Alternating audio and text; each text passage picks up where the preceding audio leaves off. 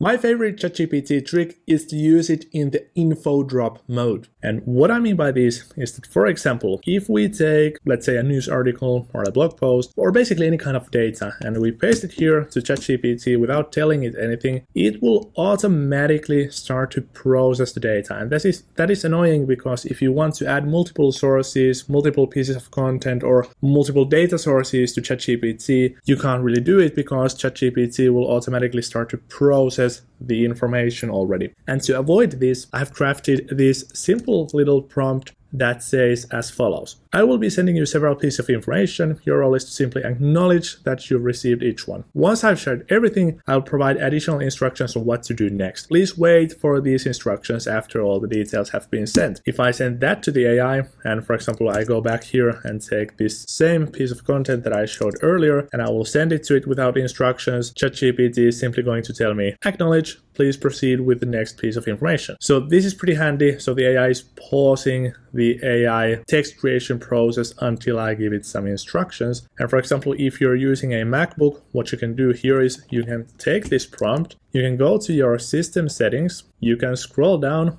to where it says keyboard, then you can click on text replacements, then you can click on plus. In this with section, you can add the prompt, and then into this replace section, you can give it a name. So for example, info drop. And now what happens is that once I click add and done, and I come here, I start a new chat and I type in info drop, it will automatically replace that with the prompt that I showed you earlier. And by the way, if you found this tip useful, make sure to watch this video that I'm recommending right here, because there you will find more than 30 awesome ChatGPT tips and tricks.